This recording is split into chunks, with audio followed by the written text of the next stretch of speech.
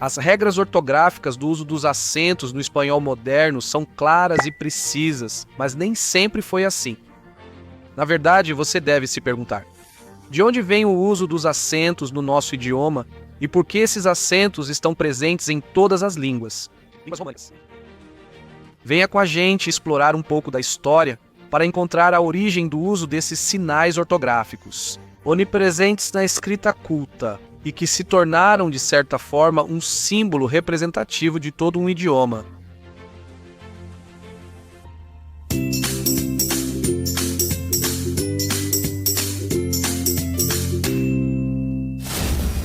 No início, a ortografia do espanhol não contava com um recurso para indicar graficamente a acentuação das palavras. Na verdade, não se observa nenhum tipo de acento nos manuscritos da Idade Média, e só começa a aparecer nas primeiras obras impressas após a chegada da imprensa à Espanha, em 1475. Só a partir de meados do século XVI, depois de vários séculos de escrita nessa língua, documenta-se o uso de sinais diacríticos para indicar a sílaba tônica em determinadas palavras. Como aconteceu em outras línguas românicas europeias, o espanhol incorporou os sinais diacríticos provenientes do grego com o objetivo de indicar o acento.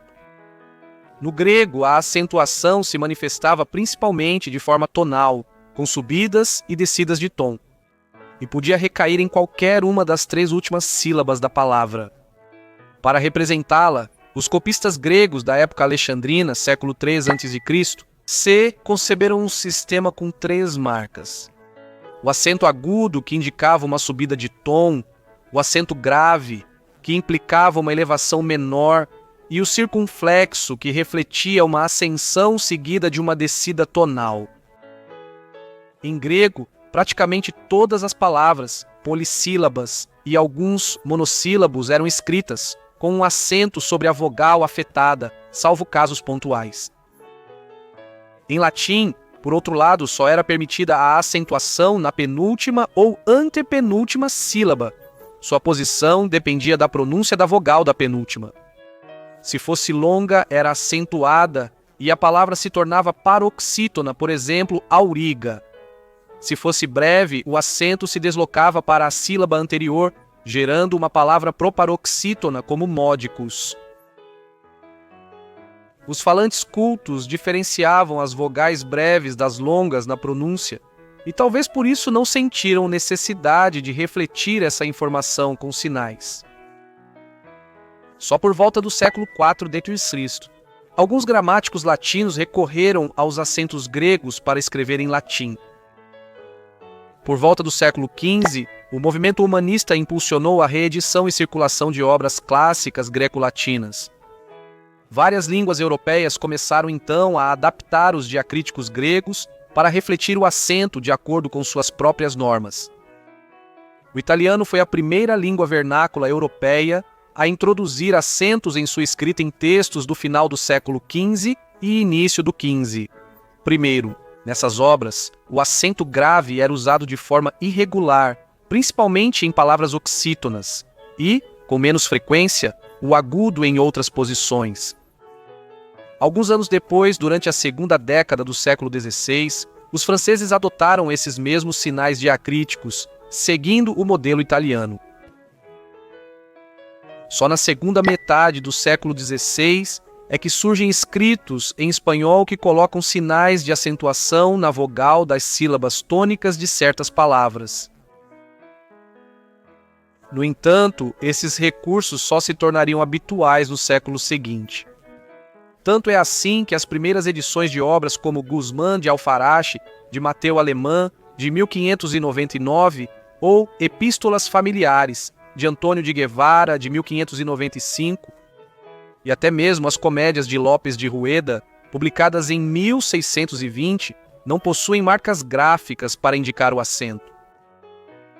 Já no século XVII, o uso de acentos se generalizou e, a partir do século XVII, primeiro, a acentuação gráfica se tornou uma prática comum nas publicações em espanhol. As primeiras amostras de textos com acentos gráficos datam da segunda metade do século XVI e do início do XVI. Primeiro, recorrem principalmente ao acento grave, geralmente colocado na última sílaba. Assim como acontecia no grego e no italiano, o uso dos outros dois tipos de acento, o agudo e o circunflexo, era esporádico e muito menos frequente. Antes de continuar, não se esqueça de se inscrever neste canal e ativar o sininho para ser lembrado quando houver um novo vídeo.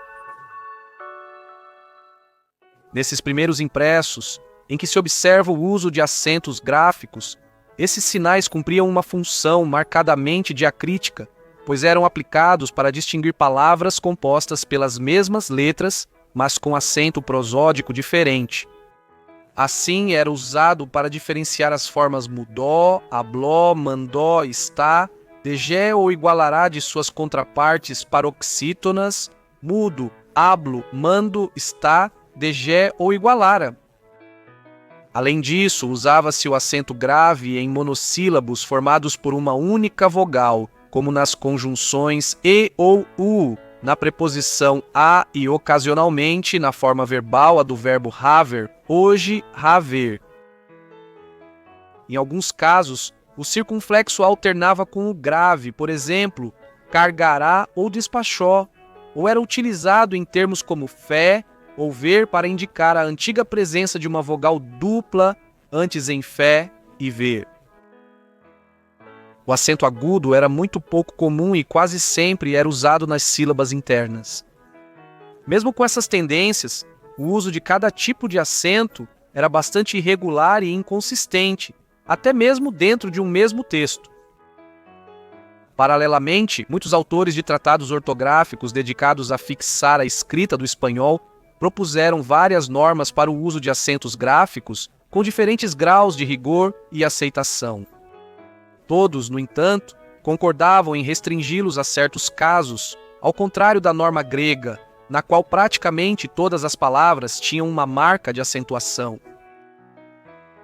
De modo geral, os estudiosos aconselhavam usar o acento apenas quando uma palavra pudesse ter mais de uma acentuação prosódica, ou quando se tratasse de termos pouco frequentes, cuja acentuação pudesse gerar incerteza. Alguns propunham ainda incluir o acento em monossílabos de uma só letra, como a preposição a, ou as conjunções ou, u, e, ou usá-lo de maneira semelhante ao acento atual. Acento diacrítico nos monossílabos, com o pronome el, diferenciando-o assim do artigo el e as formas verbais de ictus para distingui-las da preposição de e do pronome se, respectivamente. No que diz respeito aos sinais utilizados, muitos manuais mencionavam os três tipos de acento: agudo, grave e circunflexo, descrevendo usos específicos em relação à posição da sílaba tônica. No entanto, a maioria acabava recomendando o uso exclusivo de apenas um, geralmente o acento agudo, embora na prática da época continuasse sendo preferido o acento grave por um longo período. A partir do século XVIII, nos textos impressos, começou-se a utilizar de maneira mais uniforme o acento agudo para marcar a sílaba tônica. De fato, no prólogo de ortografia do Dicionário de Autoridades de 1726, a Real Academia optou definitivamente pelo acento agudo como forma padrão em espanhol. Enquanto isso, o acento grave ficou restrito nessa obra a termos formados por uma única vogal, por exemplo, a preposição a e as conjunções e, o, u. Essa limitação não duraria muito, já que na primeira ortografia acadêmica de 1741 também se recomendou o uso do acento agudo nessas palavras. Por sua vez, o circunflexo passou a funcionar como uma marca diacrítica puramente grafemática, que ajudava a esclarecer como determinados grafemas deveriam ser pronunciados. Por exemplo, sexká ou x em monarquia ou exame, quando em certos cultismos não seguiam seus valores sonoros habituais de chá e j, mas sim de k e que-se, respectivamente. Esse acento circunflexo desapareceu à medida que as reformas ortográficas eliminaram o uso do dígrafo CAK com valor de K e o da X com som de J. Aos poucos, as sucessivas edições dos tratados ortográficos da Academia ajustaram e delimitaram cada vez mais as regras de acentuação gráfica. Não era necessário mostrar o acento em todos os casos, mas apenas naqueles que o exigissem. Dessa forma, não levariam acento as palavras que se ajustassem ao padrão acentual mais comum em espanhol, enquanto seriam marcadas de maneira explícita aquelas que se afastassem desse padrão. Isso explica, por exemplo, que se prescrevesse colocar acento nas palavras esdrúxulas e que se estabelecesse que os monossílabos não o levassem, salvo as exceções posteriores que deram origem ao atual acento diacrítico permitido em monossílabos. E isso é tudo por hoje. Se você gostou deste vídeo, não se esqueça de deixar seu like e se inscrever neste canal.